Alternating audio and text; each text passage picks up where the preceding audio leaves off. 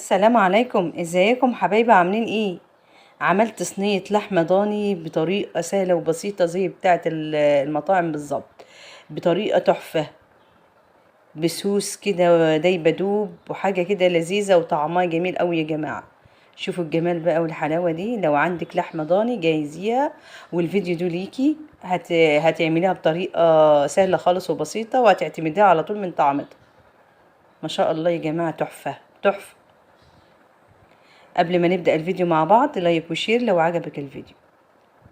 اول حاجة انا معايا بقى صينية او اي نوع صينية عندك بقى، حطي فيها معلقتين من السمنة او الزبدة او الزيت براحتك خالص.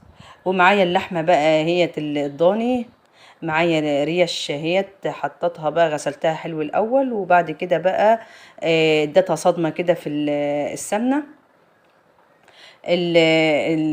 الطريقة دي يا جماعة ما بتخليهاش ليها اي ريحة خالص. حطيت بقى عودين من القرفة وورق لورا.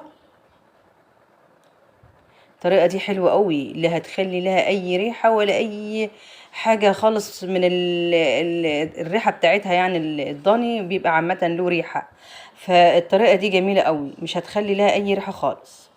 اديتها صدمة كده، وهقعد اقلبها من الوقت للتاني لحد ما تاخد لون من كل الاتجاهات بالشكل اللي هتشوفوه ده.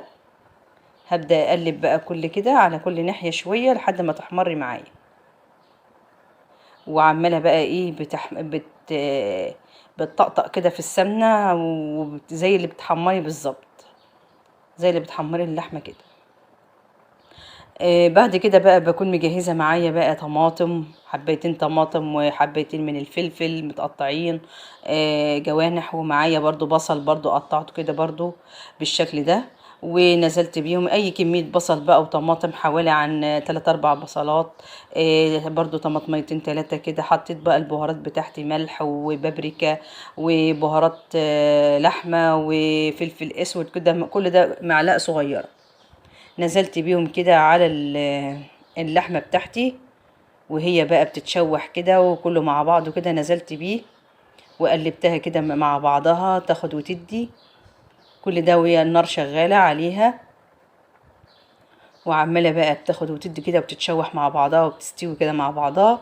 هتبدأ بقى تنزل ميتها. جبت بقى ورق فويل وبدأت أغطيها، وهدخلها الفرن. هتغلي غلوة واحدة بس على البوتاجاز، وهدخلها الفرن تكمل سواها. بعد كده بقى بتطلع معايا بقى بالشكل الجميل اللي انتوا شايفينه ده، تحفة تحفة. اما ريحتها بقى يا جماعة ما اقولكمش عليها، ريحتها جميلة جميلة وطعمها جميل، وفيها صوص كمان جميل. بتتاكل بالرز بعيش براحتك خالص. هي بقى بتتاكل بالعيش كمان احلى كمان. والله يا جماعة الطريقة دي هتعجبكم ان شاء الله، طريقة المطاعم تحفة تحفة. جربوها واكتبولي في الكومنتات ايه رأيكم في الجمال والحلويات دي. لايك وشير لو عجبك الفيديو.